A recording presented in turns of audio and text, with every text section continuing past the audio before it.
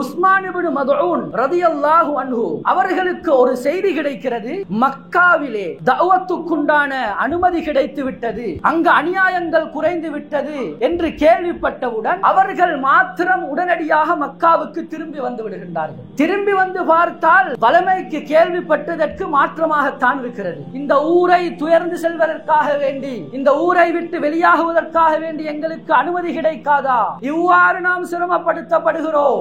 ஒரு மனிதர் வருவார், எந்த நேரம் என்று இல்ல, அடிப்பட்ட நிலைமையில காயத்தோடு வருவார். இம்மா மஸ்ஜூஜன், பல்லுகள் உடைக்கப்பட்டு இரத்தம் வடிந்து கொண்டிருக்கும். இஸ்பிரு வலம் உமர் பில் ஹிஜ்ரா. என்னுடைய அருமை தோழர்களே, பொறுமையாக இருங்கள், பொறுமையை கடைபிடித்துக் கொள்ளுங்கள்.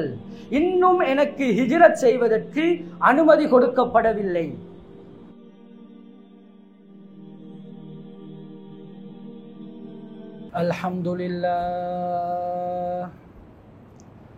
அல்ஹம்துலில்லாஹி நஹ்மதுஹு வ நஸ்தஈனுஹு வ நஸ்தக்ஃபிருஹு வ நு'மினு பிஹி வ நதவக்கலு அலைஹி வ நஊது பில்லாஹி மின் ஷுரூரி அன்ஃபுஸினா வ மின் ஸய்யிஆத்தி அஅமாலினா. மன் யஹ்திஹில்லாஹு ஃபலா முضில்ல லஹு வ மன் யுضلில்ஹு ஃபலா ஹாதிய லஹு. وأشهد أن لا إله إلا الله وأشهد أن محمدا عبده ورسوله صلى الله عليه وآله وسلم تسليما كثيرا كثيرا. أما بعد، أعوذ بالله من الشيطان الرجيم. بسم الله الرحمن الرحيم. والذين جاهدوا فينا لنهدينهم سبلنا. صدق الله مولانا العظيم. وقال رسول الله صلى الله عليه وسلم: المهاجر من هجر ما نهى الله عنه. أو صدق رسول الله صلى الله عليه وسلم. கண்ணியமான மேலான பெரியவர்களே, அன்பு நண்பர்களே, வாலிபர்களே, சகோதரர்களே, நாம் எல்லாம்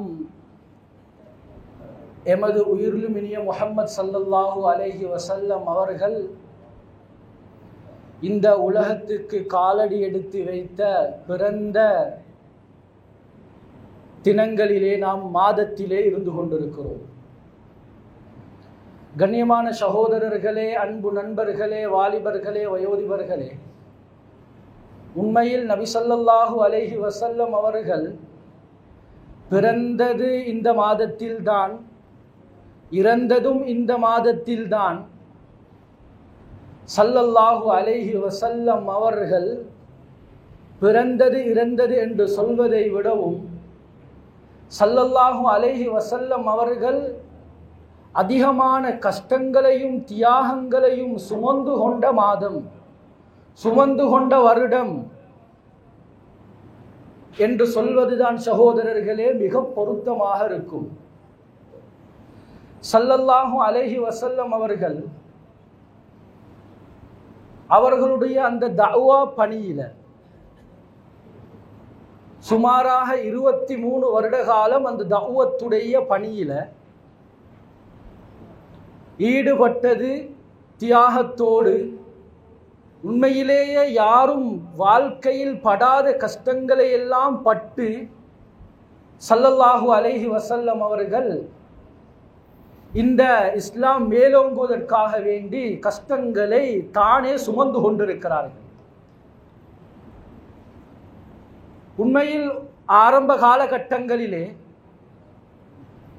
தஅவத்துடைய ஆரம்பத்திலே பல சிரமங்களை முன்னெடுக்க வேண்டிய நிலைமை இருந்த பொழுதிலும், ஸல்லல்லாஹு அலைஹி வஸல்லம் அவர்களுக்கு பிற்காலம் மதீனாவுடைய காலம் அது பொற்காலமாக, சந்தோஷமான காலமாக, உண்மையிலே ஜிஹாத் என்பது நடந்த காலமாக அந்த காலம் இருக்கிறது. அதிகமான யுத்தங்கள் அந்த காலகட்டத்திலே நடந்திருக்கிறது. இந்த தஅவத்துக்கும் இந்த ஜிஹாதுக்கும் இடைப்பட்ட வாழ்க்கையை தான் நாம் ஹிஜ்ரத் என்று சொல்வோம். ஆரம்பத்தில் தஅவத்துக்குண்டான சூழல்கள் சரியாக இருக்கல்ல, மக்கள் பலம் இருக்கல்ல, அதை யாரும் ஏற்றுக்கொள்ளல்ல, கடுமையான அநியாயங்கள். பிற்காலம் மதீனாவுடைய காலம், அது செல்வ செழிப்பான காலம். இந்த இரண்டுக்கும் இடைப்பட்ட இந்த காலத்தில் தான் ஸல்லல்லாஹு அலைஹி வஸல்லம் அவர்கள் உண்மையிலேயே மிகப்பெரிய கஷ்டங்களை சுமந்து கொண்டது இந்த காலகட்டத்தில் தான்.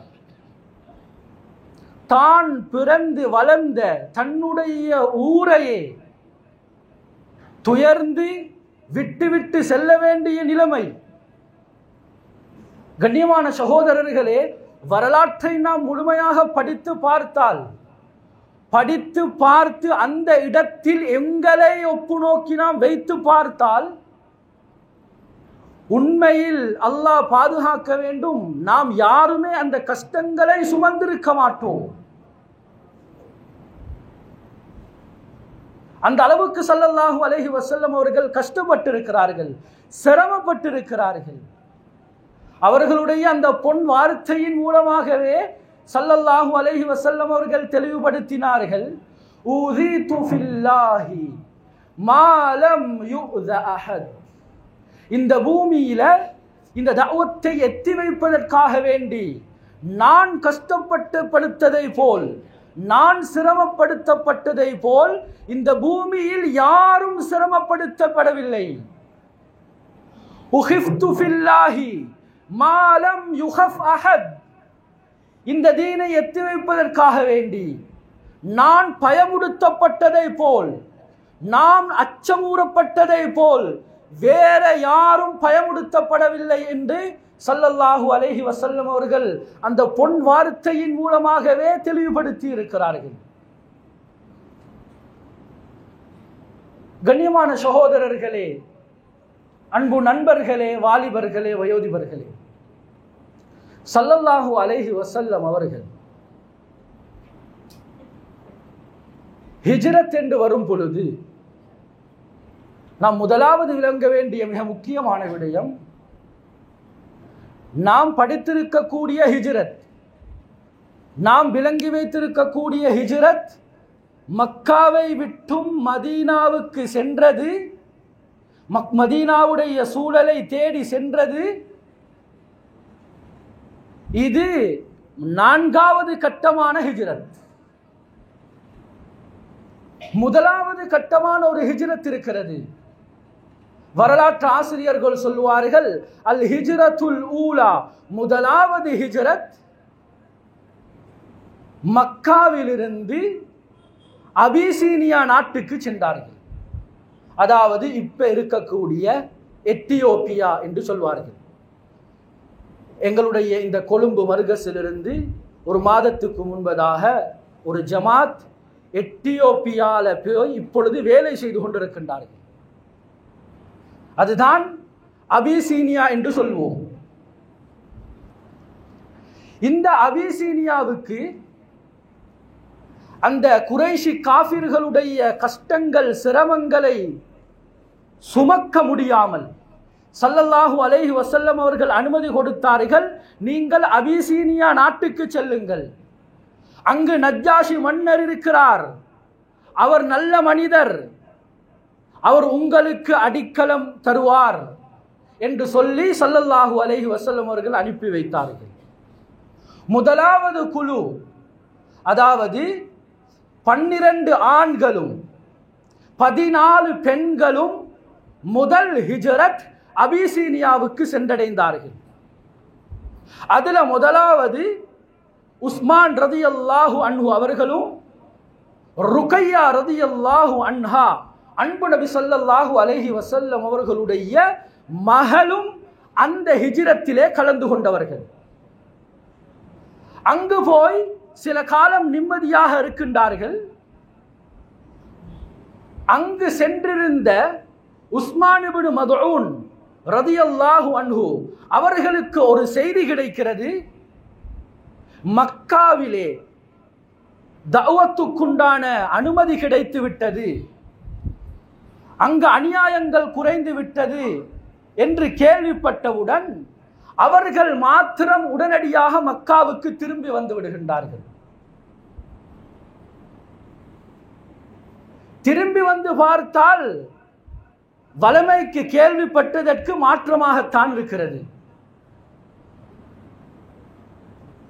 மீண்டும் அங்கு குறைஷி காஃபிர்களுடைய அநியாயங்கள் அதிகரிக்கும் பொழுது அங்கிருந்து உஸ்மான் இப்னு மத்ஊன் இவர்களுடைய தலைமையில சுமாராக 83 ஆண்களும் 18 பெண்களுமாக சேர்ந்து இரண்டாவது கட்டமாக இரண்டாவது ஹிஜ்ரத் அபிசீனியாவுக்கு சென்றடைகின்றார்கள். சென்றடைந்து அங்கு நிம்மதியாக வாழும் பொழுது இங்கு மக்காவில் இருக்கக்கூடிய சஅத் இப்னு அபி வக்காஸ் அவர்கள் ஆரம்பத்தில் இஸ்லாத்தை பின்னாலே ஏற்றுக்கொண்டாங்க, ஆரம்பத்தில் ஏற்றுக்கொண்டிருக்கல. அவர்களும் இன்னும் ஒரு யஹூதியும் சேர்ந்து அந்த நஜ்ஜாஷி மன்னனிடம் போய் எங்களுக்கு இந்த முஸ்லிம்களை நீங்கள் ஒப்படைக்க வேண்டும் என்று சொல்லி கேட்டார்கள். ஆரம்பத்தில் அனுமதி கொடுத்துவிட்டு உங்களை நம்ப முடியாது என்று சொல்லி நஜ்ஜாஷி மன்னன் அந்த 2 கொடிய காஃபிர்களையும் மக்காவுக்கே விரட்டி விடுகிறார். இது இரண்டாவது ஹிஜ்ரத்துடைய கட்டமாக இருக்கிறது. மூன்றாவது தான் ஸல்லல்லாஹு அலைஹி வஸல்லம் அவர்கள் மக்காவிலே இருந்து இன்னும் பல கஷ்டங்களை சுமந்து தாயிஃபுக்கு சென்றது. தாயிஃபுக்கு ஏன் சென்றார்கள்? அங்கு தஅவத்துடைய சூழல் இருக்கிறதா, அங்கு தஅவத்தை மக்கள் ஏற்றுக்கொள்வார்களா என்ற ஒரு மேல் நோட்டம் பார்ப்பதற்காக வேண்டி ஸல்லல்லாஹு அலைஹி வஸல்லம் அவர்கள் அங்கு சென்று பார்க்கின்றார்கள். அங்கு சென்று பார்த்தால் வலமைக்கு மாற்றமான விடயத்தை விடவும் கடுமையான பிரச்சினைகளையும் சோதனைகளையும் அங்கு சுமக்க வேண்டிய நிலைமை, அங்கு அடிபட வேண்டிய நிலைமை, அங்கு இரத்தம் ஓட்டப்பட வேண்டிய நிலைமை. மீண்டும் ஸல்லல்லாஹு அலைஹி வஸல்லம் அவர்கள் திரும்பி வந்து விட்டார்கள். இப்பொழுது தஅவத்துடைய பிரச்சாரத்தில் பகிரங்கமாக ஈடுபடவும் முடியாது. ஈடுபட்டால் இந்த குறைஷி காஃபிர்கள் திட்டம் போட்டு அநியாயம் செய்கின்றார்கள். வரலாற்று ஆசிரியர்கள் சொல்கின்றார்கள் எந்த அளவுக்கு சிரமப்பட்டிருக்கிறார்கள் என்றால், சில மனிதர்கள் நபி ஸல்லல்லாஹு அலைஹி வஸல்லம் அவர்களிடத்தில் வந்து சொல்வார்களாம், எங்களுக்கு அனுமதி கிடைக்காதா இந்த ஊரை துயர்ந்து செல்வதற்காக வேண்டி, இந்த ஊரை விட்டு வெளியாகுவதற்காக வேண்டி எங்களுக்கு அனுமதி கிடைக்காதா? இவ்வாறு நாம் சிரமப்படுத்தப்படுகிறோம். இம்மா மக்ரூபன், ஒரு மனிதர் வருவார், எந்த நேரம் என்று இல்லை, அடிப்பட்ட நிலைமையில காயத்தோடு வருவார். இம்மா மஸ்ஜூஜன், பல்லுகள் உடைக்கப்பட்டு இரத்தம் வடிந்து கொண்டிருக்கும். இப்படியாக இரத்தம் ஓட்டப்பட்டு கொண்டிருக்கக்கூடிய நிலைமையிலே ஸல்லல்லாஹு அலைஹி வஸல்லம் அவர்களிடம் வந்து சொல்வார்கள்.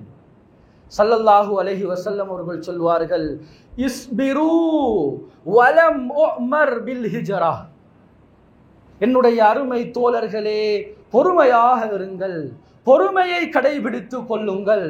இன்னும் எனக்கு ஹிஜ்ரத் செய்வதற்கு அனுமதி கொடுக்கப்படவில்லை.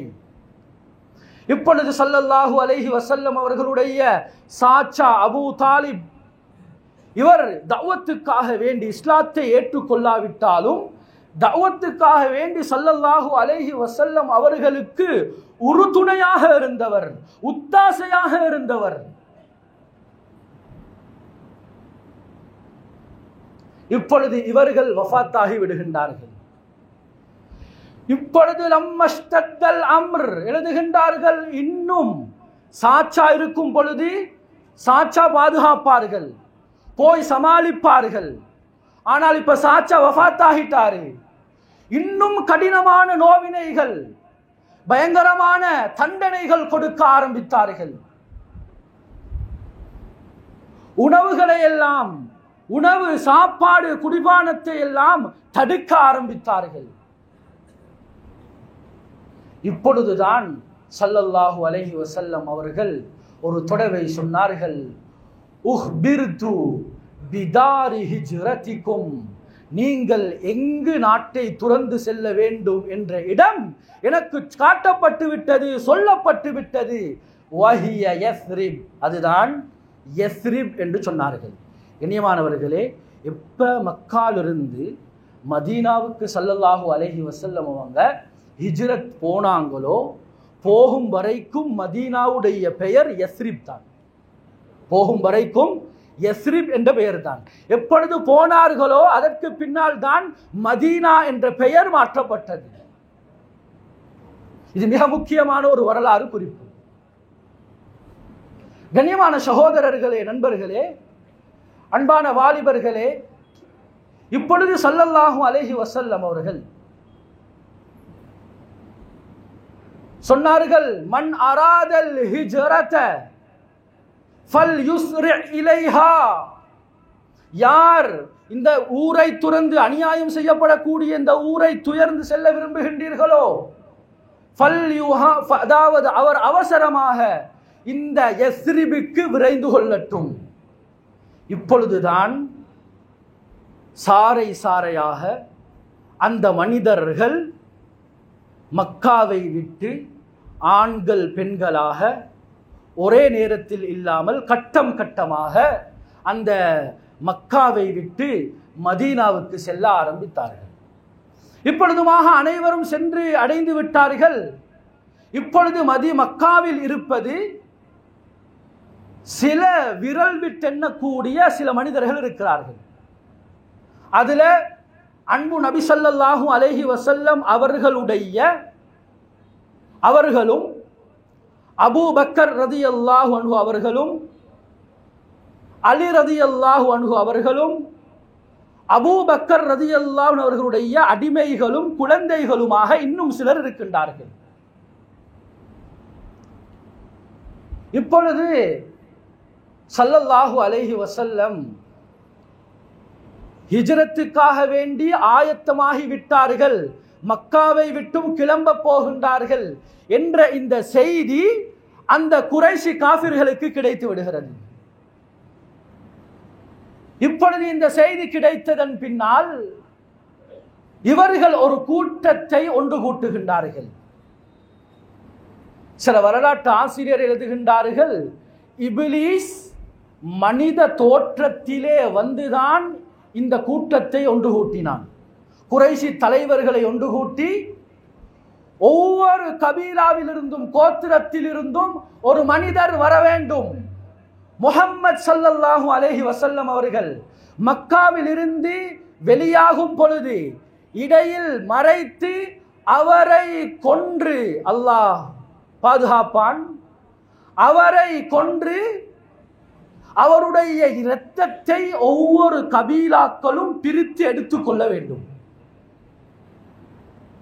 எவ்வளவு பெரிய திட்டம், தோடுபடியான திட்டம். இப்பொழுது ஸல்லல்லாஹு அலைஹி வஸல்லம் அவர்கள் யோசிக்கின்றார்கள், மக்காவில் நிறைய பேர் நபி அவர்கள் அமீனாக, நம்பகமானவராக, உண்மையாளராக, ஸல்லல்லாஹு அலைஹி வஸல்லம் ஒரு நல்ல நன்னடத்தை உள்ளவராக இருந்தார்கள். அவர்களிடத்தில் பல அமானித பொருட்கள் ஒப்படைக்கப்பட்டிருந்தது. இந்த அமானித பொருட்களை ஒப்படைத்து விட்டு வந்து சேருமாறு அலி ரலியல்லாஹு அன்ஹு அவர்களை ஸல்லல்லாஹு அலைஹி வஸல்லம் அவர்கள் படுத்திருந்த அந்த கட்டிலே படுக்க வைத்து, அந்த அறையிலே படுக்க வைத்து விட்டார்கள். இப்பொழுது அபூபக்கர் ரலியல்லாஹு அன்ஹு அவர்களோடு ஸல்லல்லாஹு அலைஹி வஸல்லம் அவர்கள் யாருக்கும் தெரியாமல் வெளியாகி வருகின்றார்கள், வெளியாகி செல்கின்றார்கள். வெளியாகி சென்று சௌர் குகையில இளைப்பாறுவதற்காக வேண்டி அந்த இடத்துல அந்த குகைக்குள்ளால் போய் சற்று நேரம் ஓய்வெடுக்கின்றார்கள். இப்பொழுது செல்லும் பொழுது இதுல அபூபக்கர் ரலியல்லாஹு அவர்களுடைய 2 அடிமைகள், ஆமிர் இப்னு ஃபுஹைரா, அப்துல்லாஹ் இப்னு உரைகீத் என்று சொல்லப்படக்கூடிய இந்த 2 பேரும் அபூபக்கர் ரலியல்லாஹு அவர்களுக்கும் அன்பு நபி ஸல்லல்லாஹு அலைஹி வஸல்லம் அவர்களுக்கும் அந்த சௌர் குகையில பணிவிடை செய்தார்கள்.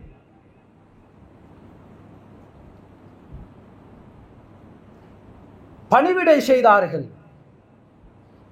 அங்கு அபூபக்கர் ரலியல்லாஹு அவர்களுடைய மகன் அப்துல்லாஹ் இப்னு அபீ பக்கர் கான நாகிலன் லில் ஹபர், வெளியில என்ன நடக்குது என்ற செய்திகளை குகைக்குள்ளால் வந்து நபி ஸல்லல்லாஹு அலைஹி வஸல்லம் அவர்களுக்கும் அபூபக்கர் ரலியல்லாஹு அவர்களுக்கும் சொல்லிவிட்டு செல்வார்கள். அன்பு அபூபக்கர் ரலியல்லாஹு அவர்களுடைய மகள் அஸ்மா பின்த் அபீ பக்கர், இவர்கள் ஸல்லல்லாஹு அலைஹி வஸல்லம் அவர்களுக்கும் தன்னுடைய வாப்பா அபூபக்கர் ரலியல்லாஹு அவர்களுக்கும் சாப்பாடு சமைத்து கொண்டு வந்து கொடுத்து விட்டு சென்று விடுவார்கள். இப்பொழுது இந்த இடத்துல வெளியாகி செல்லும் பொழுது சில குறைஷி காஃபிர்கள் வந்து பார்த்தார்கள், குனிந்து யாரோ உள்ள நடமாட்டம் இருக்கிறது என்று சொல்லி. ஆனால் அல்லாஹு தஆலா அதனை மறைத்து விட்டான். இப்பொழுது நபி ஸல்லல்லாஹு அலைஹி வஸல்லம் அவர்கள் வெளியே சென்று சற்று தூரம் நகர்ந்து அப்படியே செல்கின்றார்கள். செல்லும் முன்னால் ஒரு பொழுது குறைஷி காஃபிர்களுடைய ஒரு கூட்டம் முன்னால் வருகின்றார்கள். ஸல்லல்லாஹு அலைஹி வஸல்லம் வஹஸா அலைஹிமத் துராப், அந்த மண்ணை எடுத்து அவர்கள் மீது அப்படியே தூவினார்கள். அவர்களுடைய கண்ணுக்கு இவர்களுடைய அந்த தோற்றம் அப்படியே மறைக்கப்பட்டு விட்டது என்பதையும் வரலாற்று ஆசிரியர்கள் எடுத்தெழுதியிருக்கிறார்கள். இப்படியாக ஸல்லல்லாஹு அலைஹி வஸல்லம் அவர்கள் கட்டம் கட்டமாக மதீனாவுக்கு, அதாவது மதீனாவுடைய மேற்கு புறமாக, அதாவது நேரான பாதையில் செல்லாமல் குறுக்கு பாதையால், யாரும் கண்டிடாமல் குறுக்கு பாதையால் தான் ஸல்லல்லாஹு அலைஹி வஸல்லம் அவர்கள் சற்று இளைப்பாரி தன்னுடைய கடமைகளை நிறைவேற்றி கொண்டு மதீனாவுக்கு சென்று கொண்டிருக்கின்றார்கள். இப்பொழுது இன்னும் சற்று தூரம் செல்கின்றார்கள். சென்று ஒரு இடத்திலே சற்று அமர பார்க்கின்றார்கள். அங்கு ஒரு யகூதிகளை சேர்ந்த ஒரு மனிதர் முன்னால் வந்து குதிரையிலே நிற்கிறார்.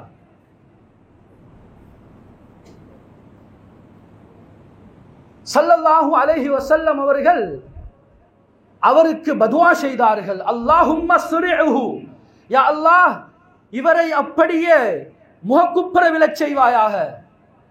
உடனடியாக அந்த குதிரையுடைய 2 கால்களும் உடைந்து முன்னால் விழுகிறது.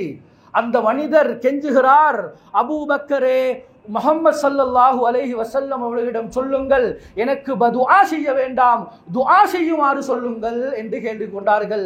ஸல்லல்லாஹு அலைஹி வஸல்லம் அவர்கள் துஆ செய்தார்கள்.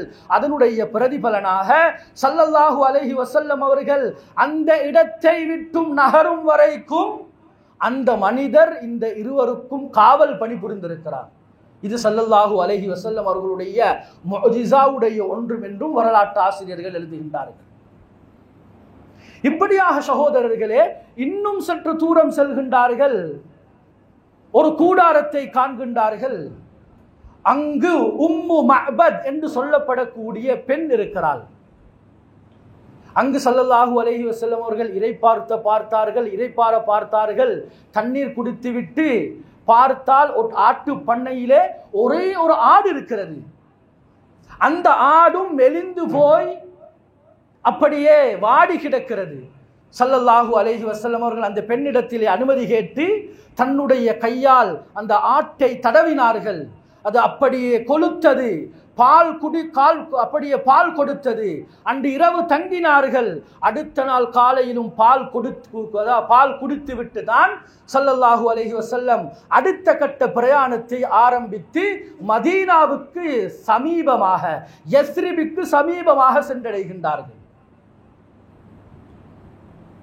கண்ணியமான சகோதரர்களே, இப்பொழுது யஸ்ரிப் மதீனாவுக்கு சற்று நெருக்கமாக ஆனவுடன் முதலாவது பார்த்தது நபி அவர்களை ஒரு யஹூதி தான் முதலாக பார்த்தான்.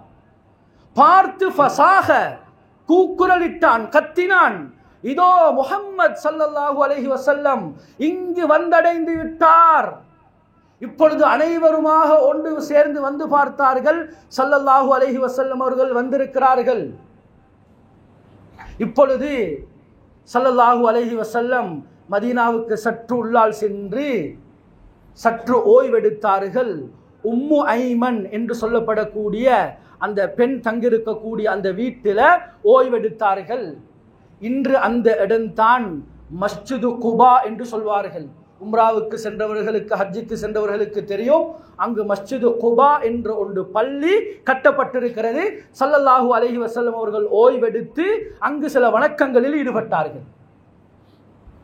அதற்கு பின்னால் தான் மதீனாவுக்கு முழுமையாக உள்வாங்கப்பட்டு ஸல்லல்லாஹு அலைஹி வஸல்லம் அவர்கள் உள்ளால் செல்கின்றார்கள்.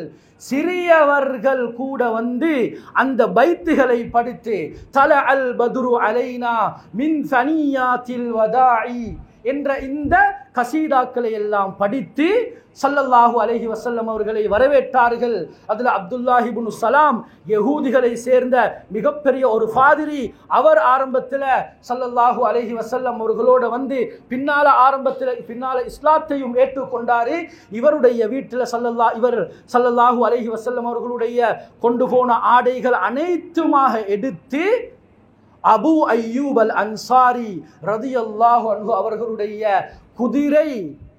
குதிரைக்கு ஏவப்பட்டது. நிறைய பேர் கூப்பிட்டார்கள், யா ரசூலல்லாஹ் எங்களுடைய வீட்டிலே தங்குங்கள், யா ரசூலல்லாஹ் எங்களுடைய வீட்டிலே தங்குங்கள் என்று சொன்ன நேரத்திலே ஸல்லல்லாஹு அலைஹி வஸல்லம் அவர்கள் சொன்னார்கள், இன்னஹா மஅமூரத்துன், அது ஏவப்பட்டிருக்கிறது, அது எங்கு சொல்லுமோ அங்குதான் நான் தங்குவேன் என்று ஸல்லல்லாஹு அலைஹி வஸல்லம் அவர்கள் சொன்னார்கள். அது அபு அய்யூப் அல் அன்சாரி ரதியல்லாஹு அவர்களுடைய வீட்டின் மூலமாக நின்றது. ஸல்லல்லாஹு அலைஹி வஸல்லம் அவர்கள் ஏனைய பொருட்களோடு அங்கு தான் தங்கினார்கள். அங்கிருந்து தான் ஸல்லல்லாஹு அலைஹி வஸல்லம் அவர்கள் திட்டமிட்டு அபிப்பிராயப்பட்டு மஸ்ஜிது நபவியை கட்ட ஆரம்பித்தார்கள். அது மாத்திரமல்ல, தன்னுடைய மனைவிமார்களுக்கும் அதற்கு சூழால் இருக்கக்கூடிய வீடுகளை ஸல்லல்லாஹு அலைஹி வஸல்லம் அவர்கள் கட்டியிருக்கிறார்கள். கண்ணியமான சகோதரர்களே, அன்பு நண்பர்களே, வாலிபர்களே, இதுதான் ஸல்லல்லாஹு அலைஹி வஸல்லம் அவர்களுடைய ஹிஜ்ரத்துடைய சுருக்கமான வரலாறு, மிக சுருக்கமான வரலாறு. இதனை வரலாற்று ஆசிரியர்கள் பக்கம் பக்கமாக விரிவாக எழுதியிருக்கிறார்கள். இதனை இந்த இடத்தில் சொல்ல போனால் சகோதரர்களே மணித்தையால கணக்கு பேசலாம். ஸல்லல்லாஹு அலைஹி வஸல்லம் அவர்களுடைய தியாகம், அந்த தியாகத்திற்கு ஈடு கொடுக்க உலகத்திலே யாராலும் முடியாது. இன்று முழு உலகமும் பேசுகிறது. வரலாற்றை படித்த யஹூதி நசாராக்கள் கூட பேசுகின்றார்கள். ஸல்லல்லாஹு அலைஹி வஸல்லம் அவர்கள் செய்த இந்த தியாகத்தை கியாமத் நாள் வரும் வரைக்கும் யாராலும் செய்ய முடியாது. அந்த அளவுக்கு பெரிய தியாகங்கள். ஸல்லல்லாஹு அலைஹி வஸல்லம் அவர்களுக்கு இது தஅவத்துடைய ஆரம்ப கட்டத்திலே சொல்லப்பட்டும் விட்டது. ஸல்லல்லாஹு அலைஹி வஸல்லம் அந்த புஹைரா என்று சொல்லப்படக்கூடிய ஃபாதிரி தஅவத்துடைய ஆரம்ப கட்டத்தில் ஹதீஜா ரதியல்லாஹு அன்ஹா ஸல்லல்லாஹு அலைஹி வஸல்லம் அவங்கள இந்த மனிதரிடத்தில் கூட்டி கொண்டு போனாங்க. இந்த மனிதர் அதாவது ஈசவியத்தை பின்பற்றக்கூடிய ஒரு மனிதர். இந்த மனிதர் ஸல்லல்லாஹு அலைஹி வஸல்லம் அவங்கள பார்த்தோன்னே சொல்லிட்டாரு, இவருக்கு இவ்வாறான கஷ்டங்கள் எல்லாம் உண்டாகும். பின்னால சொன்னாரு, இந்த ஊர் மக்கள், இந்த மக்கா வாசிகள் உங்களை இந்த ஊரை விற்றும் வெளியேற்றுவார்கள். ஸல்லல்லாஹு அலைஹி வஸல்லம் அவர்கள் கேட்டார்கள், இந்த ஊரில் நான் இவ்வளவு ஏண்டா இந்த ஊர்ல அந்த அளவுக்கு நம்பிக்கை, அந்த அளவுக்கு ஊர்வாசிகளுடைய பலம், ஊர்வாசிகளுடைய உள்ளத்திலே உள்ளம் பிடித்த மனிதர். சொன்னாங்க ஸல்லல்லாஹு அலைஹி வஸல்லம், அவ முஹ்ரிஜியஹும், அவர்கள் என்னை இந்த மக்காவை விட்டும் வெளியாக்குவார்களா? கண்ணியமான சகோதரர்களே, இந்த புஹைரா என்று சொல்லப்படக்கூடிய இந்த ஃபாதிரி, இவர் ஒரு நல்ல மனிதர். இவரை பற்றி ஸல்லல்லாஹு அலைஹி வஸல்லம் அவர்கள் ஆயிஷா ரலியல்லாஹு அன்ஹா இடத்துல சொன்னார்கள், ஆயிஷா வலா தசுப்பீஹி, அவருக்கு நீங்கள் ஏச வேண்டாம். ஃபஇன்னி ரஅய்து லஹு ஜன்னதன் அவ் ஜன்னதைனி, இந்த புஹைரா என்பவருக்கு ஒரு சொர்க்கம் அல்லது 2 சொர்க்கம் கொடுக்கப்படுவதை நான் பார்த்தேன் என்று ஸல்லல்லாஹு அலைஹி வஸல்லம் அவர் சொன்னார்.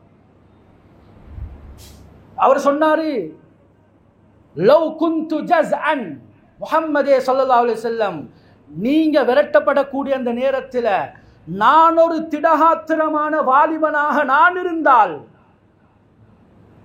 நான் உங்களுக்கு உத்தாசையாக உதவியாக இருந்திருப்பேன். ஆனால் நான் இருப்பேனோ தெரியாது என்று அந்த புஹைரா என்று சொல்லப்படக்கூடிய அந்த ஃபாதிரி சொல்லியிருக்கிறார். கண்ணியமானவர்களே, இவர் ஸல்லல்லாஹு அலைஹி வஸல்லம் அவர்களுடைய அந்த வம்சாவளி தொடர்ல கிலாப் என்று சொல்லப்படக்கூடிய அந்த மனிதருடைய அப்படியே வம்சாவளி தொடர்ல வரக்கூடியவர். கண்ணியமானவர்களே, நாங்கள் நபி ஸல்லல்லாஹு அலைஹி வஸல்லம் அவர்களுடைய அந்த சங்கிலி தொடரை, அந்த வம்சாவளி தொடரை நாங்கள் பார்த்திருப்போம். ஸல்லல்லாஹு அலைஹி, நாங்கள் இன்றைக்கு யோசிப்போம், கண்ணியமானவர்களே, ஒரு ஸல்லல்லாஹு அலைஹி வஸல்லம் அவர்களிடமிருந்து ஒரு 5 பேருக்கு மேலால எங்களுக்கு தெரியுமா? நபியோட வாப்பாவை தெரியும், பாட்டனை தெரியும், அதற்கு மேலால எத்தனை பேர் எங்களுக்கு தெரியும். ஆனா இன்றைக்கு நான் இதை மட்டும் இல்லை, மற்ற எல்லா விடயங்களையும் சேர்த்து சொல்றேன். சாதாரண ஒரு படம் வருதுண்டா அந்த படத்துடைய பெயர், இது 5 வருஷத்துள்ளுக்கு எத்தனை படம் வந்திருக்கு, என்னென்ன பாட்டு வந்திருக்கு, என்னென்ன எழுத்துல வந்திருக்கு, இது எல்லாம் எங்களுக்கு நன்றாக தெரியும். ஆண்களுக்கும் தான் பெண்களுக்கும் தான் எல்லாம் நன்றாக தெரியும். பாடம், தேவையில்லாத பாவமான காரியங்கள் பாடம், ஆனா தேவையான இந்த விடயங்கள் பாடம் இல்லை. கண்ணியமானவர்களே, வரலாற்று குறிப்பில் இவைகள் பாதுகாக்கப்பட்டிருக்கு. நபி ஸல்லல்லாஹு அலைஹி வஸல்லம் அவர்களிடமிருந்து ஆதம் அலைஹிஸ்ஸலாம் அவர்கள் வரைக்கும் முன்னால் அந்த பரம்பரை சங்கிலி தொடர் பாதுகாக்கப்பட்டிருக்கு. ஒரு ஹதீஸிலே சொன்னாங்க ஸல்லல்லாஹு அலைஹி வஸல்லம், அன இப்னு அப்துல்லாஹ் பின் அப்துல் முத்தலிப் பின் ஹாஷிம் பின் அப்தி மனாஃப் பின் குஸை பின் கிலாப் பின் முர்ரா பின் கஅப் பின் லுவை பின் காலிப் பின் ஃபிஹர் பின் மாலிக் பின் நதுர் பின் கினானா பின் ஹுசைமா பின் முத்ரிகா பின் இல்யாஸ் பின் முதர் பின் நிசார் பின் மாத் பின் அத்னான். இது நபி ஸல்லல்லாஹு அலைஹி வஸல்லம் அவர்களிடமிருந்து அத்னான் வரைக்கும் உள்ளால அந்த சங்கிலி தொடர். அதற்கு மேலாலையும் இருக்கு, பதிவு செய்யப்பட்டிருக்கு. பாருங்க, பின் அவத் பின் ஹுமைசா பின் சலாமான் பின் அவுஸ் பின் பவுஸ் பின் கிம்பால் பின் உபைத் பின் நாஷித் பின் ஹிசா பின் புல்தாஸ் பின் யதுலாஃப் பின் தாபக் பின் ஜாஹிம் பின் நாஹிஸ் பின் மாஹி பின் ஐஃபி பின் அபுகர் பின் உபைத் பின் நத்துஆ பின் ஹம்தான் பின் சம்பர் பின் யஸ்ரிப் பின் யஹ்சன் பின் யல்ஹன் பின் இர்இவா பின் ஐதி பின் தீஷான் பின் ஐசர் பின் இக்னாத் பின் ஈஹாம் பின் முகஸ்ஸர் பின் நாஹிஸ் பின் ஜாரிஹ் பின் சமி பின் முஸை பின் இவத் பின் இராம் பின் கைதார் பின் இஸ்மாயில் பின் இப்ராஹிம் பின் ஆசர் பின் நாகூர் பின் சர்ரூஜ் பின் அருகு பின் ஃபாயிஜ் பின் ஆபிர் பின் அர்ஃபக்ஷாத் بن سام بن نوح بن لامك بن متواشالح بن إدريس بن يرد بن محلعيل بن قيناد بن آنوس بن شيس بن آدم عليه الصلاة والسلام.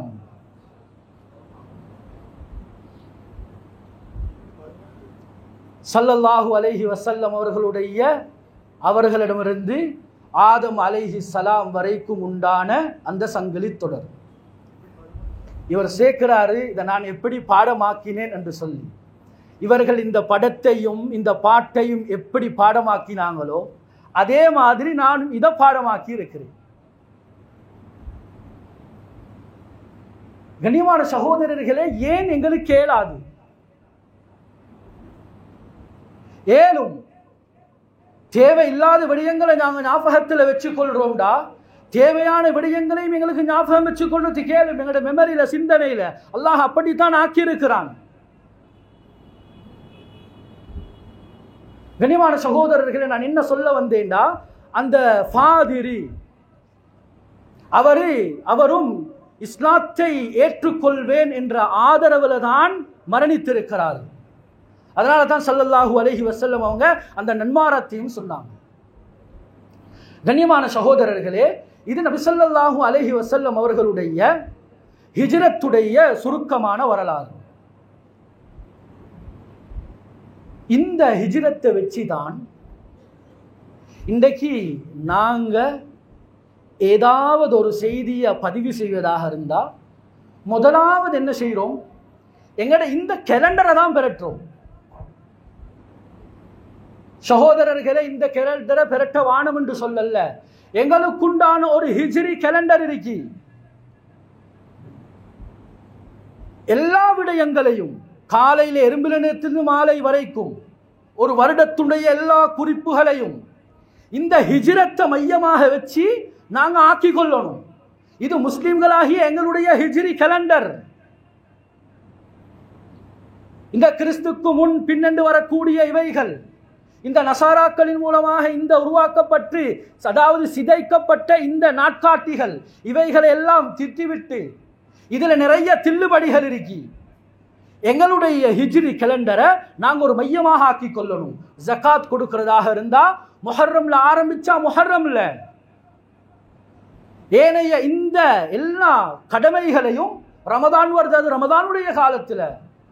இப்ப நபியவங்க பிறந்த இந்த இறந்த தினம் வருது, அது ரபீஉல் அவ்வல் மாதம். இப்படி எங்களுடைய எல்லா விடயங்களையும் நிகழ்வுகளையும் இந்த ஹிஜ்ரி அடிப்படையில் நாங்கள் ஆக்கி கொள்ளணும்.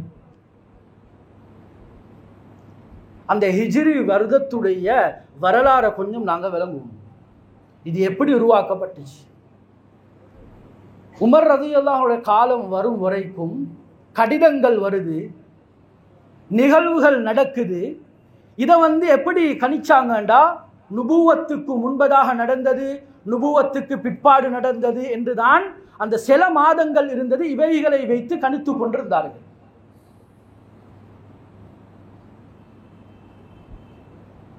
இப்பொழுது ஒரு தடவை சாத் இப்னு அபி வக்காஸ் ரலியல்லாஹு அன்ஹு ஒரு கடிதம் வருது.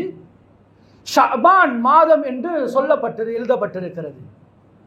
இப்பொழுது இந்த இடத்துல ஒரு சந்தேகம், ஷாபானுடைய மாதம் என்றா எந்த மாதம்? சென்ற வருடம் ஷாபானா, அல்லது இந்த மாதம் நாம் இருக்கக்கூடிய ஷாபானா, அல்லது வரக்கூடிய ஷாபானா?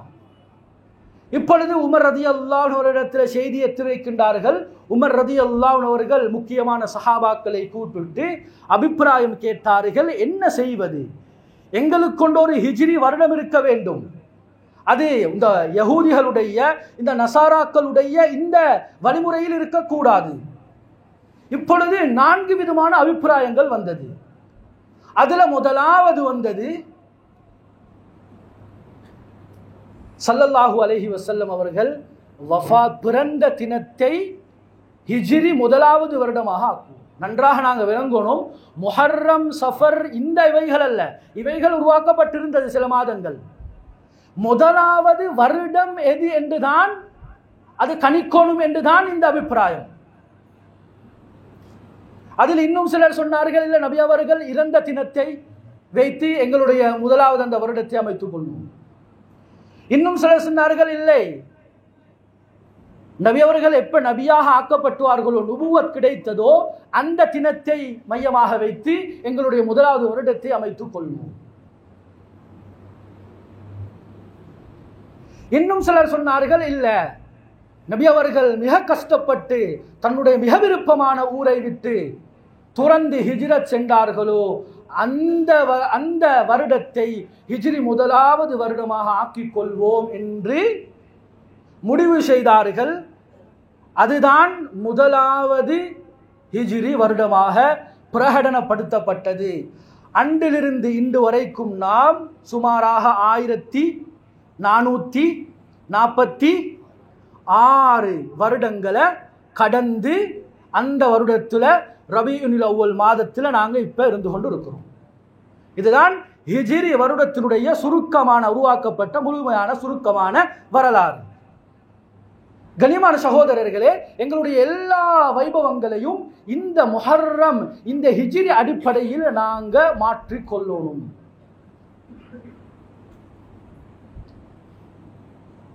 அது மாத்திரமல்ல சகோதரர்களே, இந்த ஹிஜ்ரத் எங்களுக்கு மிக முக்கியமான ஒரு விடயத்தை இந்த கட்டத்தில் படிச்சு தருது. ஹிஜ்ரத் என்று சொல்றது தன்னுடைய நுபுவத்துக்கு தஅவத்துக்கு தேவையான ஒரு சூழலை தேடி, எப்படி ஸல்லல்லாஹு அலைஹி வஸல்லம் அவங்க நாட ஊரை விட்டும் துறந்து சென்றார்களோ, நாங்க இன்றைக்கு மூழ்கி இருக்கக்கூடிய பாவங்களை விட்டும் நன்மையான காரியத்தின் பக்கமாக ஹிஜ்ரத் செய்வது மிக முக்கியமான ஹிஜ்ரத் படித்து தரக்கூடிய பாடம் என்று சமகால அறிஞர்கள் விளங்கப்படுத்துகின்றார்கள். சொன்னார்கள் ஸல்லல்லாஹு அலைஹி வஸல்லம், அல் முஹாஜிரு மன் ஹஜர மா நஹல்லாஹு அன்ஹு. அசல்ல முஹாஜிர் என்று சொன்னா யாருண்டா? மன் ஹஜர மா நஹல்லாஹு அன்ஹு. அல்லாஹ் எவைகளெல்லாம் தடுத்திருக்கிறானோ அதை தவிர்ந்து கொள்கிறாரோ யாரு, இவர் தான் அடிப்படையில் இவர் தான் அகப்பெரிய முஹாஜிர், மிகப்பெரிய முஹாஜிர் இவர் தான். கண்ணியமான சகோதரர்களே, குறிப்பாக நான் சொல்கிறேன், நாங்க இப்ப இருக்கக்கூடிய இந்த காலம் தேர்தலுடைய காலம்.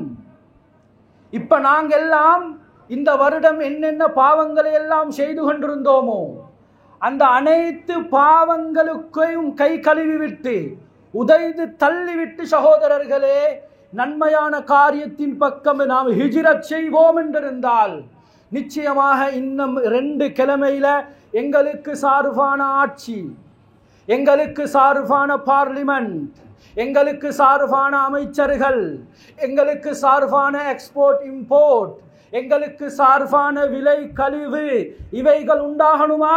நாங்க இந்த ஹிஜ்ரத்தை செஞ்சுதான் ஆகணும்.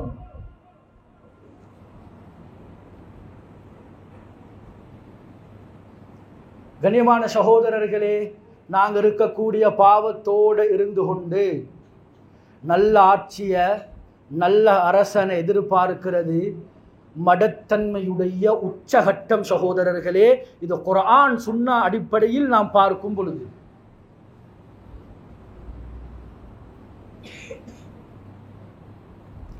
அல்லாமா இப்னு உஸைமீன் அலைஹி ரஹ்மா அவர்கள் சொல்கின்றார்கள், துகஸ்ஸிரூன ஃபில் வாஜிபாத், அல்லாஹ்வுக்கு செய்ய வேண்டிய கடமைகளை முழுமையாக மாற்றம் செய்கின்றீர்கள்.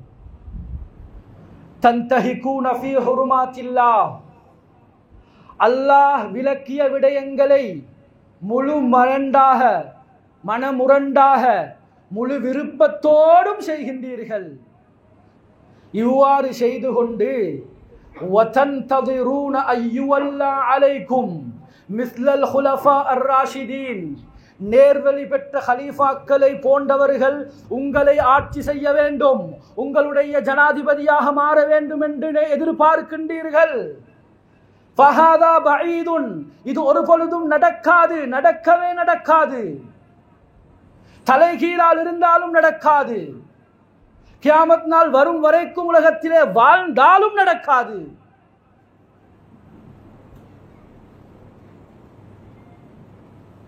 எல்லா விதமான பாவமான காரியங்களையும் அன்பான தாய்மார்களே, சகோதரிகளே, அன்பான வாலிபர்களே, எல்லா விதமான பாவங்களுக்கும் முற்றுப்புள்ளி வைத்து இந்த ஹிஜ்ரத்தை நாம் செய்வோம் என்றிருந்தால் நிச்சயமாக உண்டாகும்.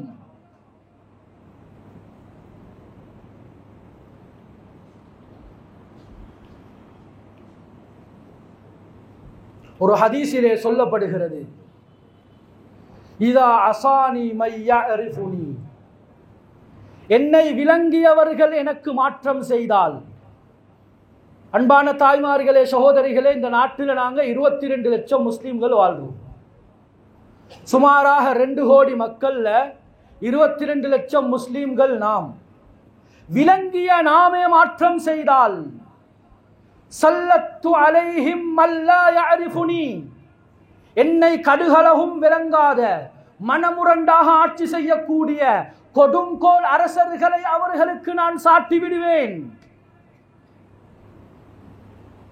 எங்களோட நாட்டில் நாங்கள் நேரடியாக பார்த்தோம். நல்லவர்களாக இருந்தார்கள். கண்ணியமானவர்களே, ஒரு அரசன், ஒரு ஜனாதிபதி நல்லதாக ஆகிறதும் கெட்டவனாக ஆகிறதும் அது அவனுடைய கையில இல்ல. முஸ்லிம்களாகிய எங்களுடைய அமலோட சம்பந்தப்பட்ட விடயம். அமாலுக்கும் உமராவுக்கும், உமர் இப்னு அப்துல் அசீஸ் ரஹிமஹுல்லாஹ் அவர்கள் சொல்வார்களாம், உங்களுடைய அமல்கள் தான் உங்களுடைய தலைவர்கள். நீங்க காலையில எழுந்ததிலிருந்து இரவையில முஸ்லிம்கள் 22 லட்சம் முஸ்லிம்களும் படுக்க போறத்து வரைக்கும் அமல்கள் அல்லாஹுக்கு பொருத்தமாக இருக்கும் என்றிருந்தா, எவ்வளவு பெரிய கெட்டவன் வந்தாலும் நல்ல முறையில் உங்களை ஆட்சி செய்வான். இல்லையா, காலையில் விழித்ததிலிருந்து இரவு படுகைக்கு செல்லும் வரைக்கும் பயங்கரமான பாவங்களிலேயும் அநியாயத்திலேயும் அட்டூழியங்களில் நாம் இருப்போம் என்றிருந்தால், எவ்வளவு பெரிய நல்லவர்கள் வந்தாலும் கெட்டவர்களாக மாறிவிடுவார்கள். ஏன்? இது அல்லாஹுவோடு அரசர்களுடைய உள்ளம் என்பது அல்லாஹுவோடு சம்பந்தப்படக்கூடிய ஒன்று. குலூபுல் முலூகி ஃபீ யதி. மிஷ்காத் ஷரீஃப்ல இந்த ஹதீஸ் பதிவு செய்யப்படுகிறது. இந்த ஹதீஸுல் குதுசி அல்லாஹு தஆலா சொல்கிறான், குலூபுல் முலூகி ஃபீ யதி. நல்லவனோ கெட்டவனோ, இந்த அரசர்களுடைய உள்ளங்கள் என்னுடைய கைவசம் இருக்கிறது. ஃபைனல் இபாத், இந்த அடியார்கள் பாவங்களை விட்டுவிட்டு இதா அதாஊனி, எனக்கு வழிபட்டு நடப்பார்கள் என்றிருந்தால், ஹவ்வல்து குலூப முலூகிஹிம் பிர்ரஹ்பதி வர்ரஹ்மா, அவர்களை ஆட்சி செய்யக்கூடிய அரசர்களுடைய உள்ளத்தை மிருதுவான தன்மையாலும் இரக்கமான தன்மையாலும் நான் நிரப்பி விடுவேன். இதே அடியார்கள் ஃபைனல் இபாத், இதே அடியார்கள் இதா அஸௌனி, எனக்கு மாற்றம் செய்வார்கள் என்றிருந்தால், ஹவ்வல்து குலூப முலூகிஹிம் பிஸ்ஸஹ்தி வன்னிகம், அவர்களுடைய அந்த அரசர்களுடைய உள்ளத்தை கடினத்தன்மையாலும் இரக்கமற்ற தன்மையாலும் மாற்றி கொடுங்கோல் அரசர்களாக மாற்றி விடுவேன். ஃபலா தசுப்பு அலா உமராஇக்கும், அதற்கு பின்னால் உங்களுடைய ஜனாதிபதிக்கோ ஆட்சியாளர்களுக்கோ நீங்கள் ஏச வேண்டாம், திட்ட வேண்டாம். ஏன்? உங்களுடைய அமல்கள் தான் உங்களுக்கு ஆட்சியாக வந்திருக்கிறது. கண்ணியமான சகோதரர்களே, இதை எப்படி விளங்கலாம் தெரியுமா?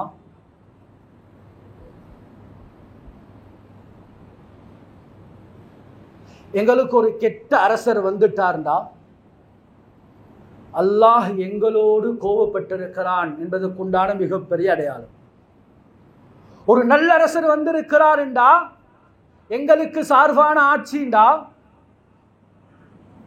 இப்ப விளங்கிக் கொள்ளலாம், முஸ்லிம்களாகிய 22 லட்சம் முஸ்லிம்களுடைய அமல்கள் சீரும் சிறப்புமாக இருக்கி அல்லாஹுவை சந்தோஷப்படுத்தக்கூடிய அமல்களாக இருக்கி என்று விளங்கலாம். மூசா அலைஹிஸ்ஸலாம் அவர்கள் அல்லாஹு தஆலாவிடத்தில் கேட்கின்றார்கள், கைஃப நஅரிஃபு ரிதாக மின் சஹதிக், யா அல்லாஹ், உன்னுடைய அந்த நீ எங்களோடு இறக்கப்பட்டிருக்கிறாயா அல்லது கோபப்பட்டிருக்கிறாயா என்பதை நாங்கள் எப்படி விளங்குறது? ஃபஅவ்ஹல்லாஹு இலா மூசா, மூசா அலைஹிஸ்ஸலாம் அவர்களுக்கு வஹி அறிவிக்கிறான், இதா ஸல்லத்து அலைக்கும் ஹியாரக்கும், ஏ மூசா, உங்களுக்கு நான் நல்ல ஆட்சியாளர்களை நியமித்தால், நல்ல ஆட்சியாளர்களை உண்டாக்கினால், ஹாதிஹி மின் அலாமத்தி ரிதாஇ அலைக்கும், இது நான் உங்களோடு இறக்கப்பட்டிருக்கிறேன் என்பதற்குண்டான அடையாளம். இதா ஸல்லத்து அலைக்கும் ஷிராரக்கும், உங்களுடைய இந்த விடயங்களை ஒரு கொடுங்கோல் அரசனிடம் ஒப்படைத்தால், மனமுரண்டாக அநியாயம் செய்யக்கூடிய அரசனிடம் ஒப்படைத்தால், வஹாதிஹி மின் அலாமத்தி ஸஹதி அலைக்கும், இது நான் உங்களோடு கோபப்பட்டிருக்கிறேன் என்பதற்குண்டான அடையாளம். இந்த நிலைமை எங்களுடைய இந்த நாட்டில் இந்த 2 கிழமைக்குள்ளால விளங்குறது கேளும். அன்பான சகோதரர்களே, வாலிபர்களே, வாலிப பெண்களே, தாய்மார்களே, சகோதரிகளே, இந்த அடிப்படையில் எங்களுடைய அமல்களை நாங்கள் சீர்திருத்திக் கொள்வோம். இந்த பயங்கரமான பாவங்களுக்கு இரவுல செய்யக்கூடிய இந்த மொபைல் போனின் மூலமாக, இந்த ஆன்லைனின் மூலமாக, இந்த சாதனங்களின் மூலமாக செய்யக்கூடிய பாவங்களுக்கு முழுமையாக நாம் தௌபா செய்து, அல்லாஹ்வின் பக்கம் 22 லட்சம் முஸ்லிம்கள் நாம் தௌபா செய்து அதிகமாக இஸ்திக்ஃபார் செய்வோம் என்றிருந்தா, இந்த அடுத்த கிழமை எங்களுக்கு சார்பான ஆட்சி உண்டாகும், நிம்மதியான நிலைமை உண்டாகும், எக்ஸ்போர்ட் இம்போர்ட் விலை குறையும், சாமான்களுடைய விலை குறையும், எங்களோடு நல்ல மக்கள் நல்ல முறை நடந்து கொள்வார்கள், நல்ல ஆட்சி உண்டாகும், நல்ல அமைச்சர்கள் உண்டாகுவார்கள். இது சகோதரர்களே எங்களுடைய அமல்களோடு சம்பந்தப்பட்ட விடயம், தௌபாவோட இஸ்திக்ஃபாரோடு சம்பந்தப்பட்ட விடயம். எனவே சகோதரர்களே, அதிகமாக இஸ்திக்ஃபார் செய்வோம், அதிகமாக தௌபா செய்வோம். சகோதரர்களே, விலை குறைவதற்கு, நல்லாட்சி உண்டாகிறதுக்கு மிக அடிப்படை காரணம் சகோதரர்களே அதிகமாக இஸ்திக்ஃபார் செய்வது. குறிப்பாக பெண்களுக்கு சொல்கிறேன்,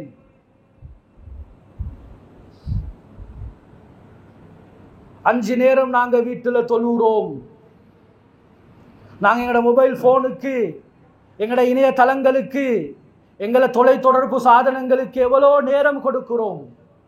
எல்லாத்தையும் முட்டு போட்டு 5 நேர தொழுகைக்கு பின்னால, ஒரு நேர தொழுகைக்கு பின்னால 200 இஸ்திக்ஃபார், சராசரி ஒரு மனிதனின் மூலமாக 1000 இஸ்திக்ஃபார். குறிப்பாக இந்த காலத்தில் சொல்றேன், தேர்தல் காலம் மிக முக்கியமான காலம், 22 லட்சம் முஸ்லிம்கள் எங்களுக்கு மிக முக்கியமான காலம்.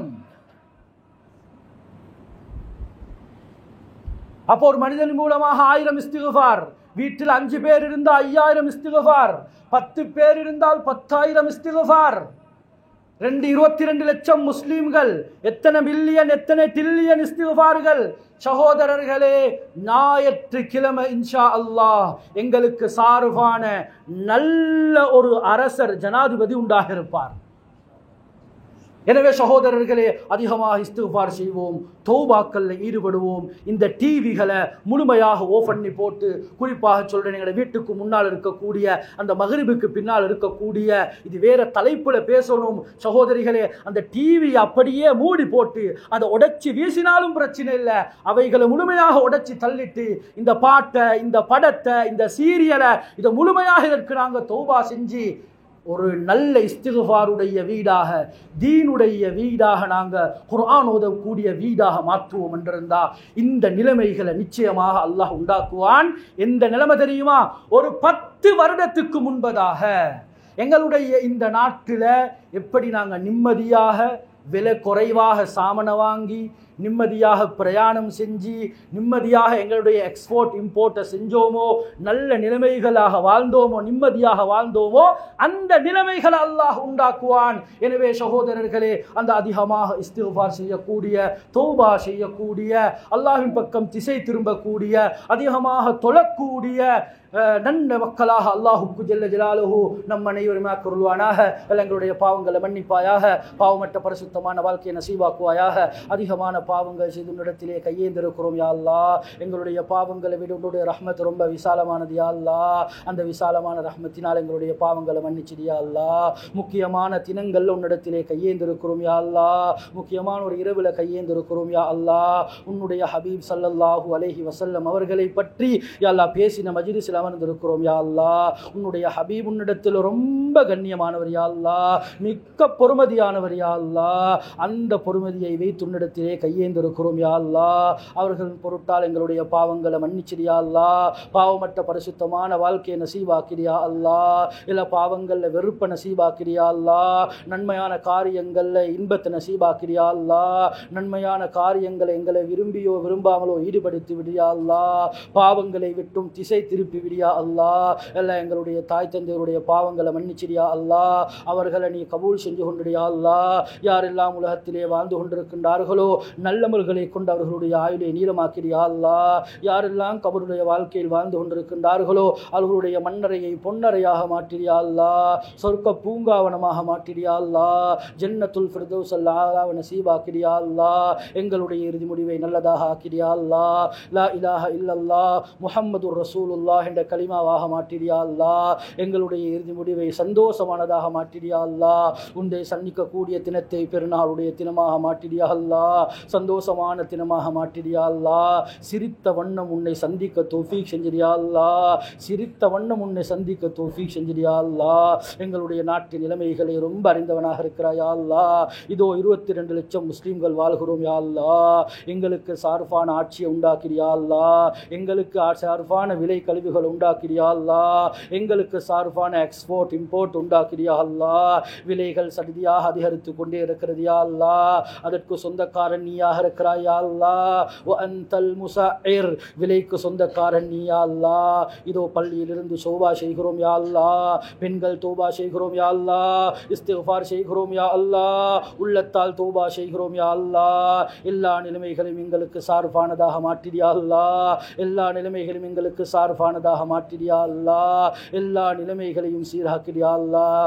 எல்லா விலை கழிவால் நிறைய ஏழைகள் வாடுகிறார்கள் யா அல்லாஹ். தின்ன முடியாமல் வாடுகின்றார்கள் யா அல்லாஹ். சாப்பிட முடியாமல் வாடுகின்றார்கள் யா அல்லாஹ். தேநீர் குடிக்க முடியாமல் கஷ்டப்பட்டு கொண்டிருக்கிறார்கள் யா அல்லாஹ். நாங்கள் 3 நேரம் சாப்பிடுகிறோம் யா அல்லாஹ். 3 நேரம் தேநீர் குடிக்கிறோம் யா அல்லாஹ். சில மக்கள் பின்தங்கிய பிரதேசங்களில் கஷ்டப்படுகிறார்கள் யா அல்லாஹ். சில மக்கள் பின்தங்கிய பிரதேசத்திலே ஒரு நேரம் சாப்பிடுகிறார்கள் யா அல்லாஹ். ஒரு நேரம் கூட தேநீர் குடிக்க மாவில்லாமல் கஷ்டப்படுகிறார்கள் யா அல்லாஹ். இந்த நிலைமைகளை நீ பார்த்து கொண்டிருக்கிறாய் யா அல்லாஹ். எல்லா தீனின் பக்கம் எங்களை திசை திருப்பிடியா அல்லாஹ். எங்களுடைய தௌபாக்களை ஏற்றுக்கொண்டியா அல்லாஹ். எங்களுடைய இஸ்திக்ஃபார்களை ஏற்றுக்கொண்டியா அல்லாஹ். யா அல்லாஹ் இந்த நிகழ்ச்சிகள் பள்ளிகளிலே நடந்து கொண்டிருக்கிறது யா அல்லாஹ். இறுதி வரைக்கும் நல்ல முறையில் நீ நடத்தாட்டுவாயாக யா அல்லாஹ். கடைசி வரைக்கும் இந்த நிகழ்ச்சிகளை நல்ல முறையில் நீயே நடத்தாட்டுவாயாக. உன்னுடைய ஹபீப் ஸல்லல்லாஹு அலைஹி வஸல்லம் அவர்களை பற்றிய நிகழ்ச்சிகள் யா அல்லாஹ். இதற்காக நிறைய நிர்வாகிகள் கஷ்டப்பட்டு கொண்டிருக்கிறார்கள் யா அல்லாஹ். அந்த நிர்வாகிகளை நீ கபூல் செஞ்சு கொண்டு யா அல்லாஹ். உன்னுடைய ஹபீபுடைய பெயர் மேலோங்க வேண்டும் என்பதற்காக வேண்டி கஷ்டப்படுகிறார்கள் யா அல்லாஹ். அவர்களை நீ பொருந்தி கொள்வாயாக. உன்னுடைய ஹபீபை நீ எப்படி கபூல் செய்து கொண்டாயோ அந்த நிர்வாகிகளையும் அனைவரையும் நீ கபூல் செய்து கொள்வாயாக. அவர்களுடைய திட்டங்களை கபூல் செய்து கொள்வாயாக. பள்ளியுடைய முன்னேற்றத்துக்கு காரணமானவர்களாக மாற்றி விடுவாயாக. அவர்களுடைய எல்லா பாவங்களையும் மன்னிப்பாயாக. அவர்களை கபூல் செய்து கொண்டு யா அல்லாஹ் நிம்மதியான குடும்ப வாழ்க்கையை உண்டாக்குவாயாக. அவருடைய கஷ்டங்களுக்கு நீயே கூலியை கொடுத்தருள்வாயாக. யா அல்லாஹ் இந்த துஆவை நீ கபூல் செய்து கொள்வாயாக. சுப்ஹான ரப்பிக ரப்பில் இஸ்ஸத்தி அம்மா யசிஃபூன் வ ஸலாமுன் அலல் முர்ஸலீன் வல்ஹம்துலில்லாஹி ரப்பில் ஆலமீன்.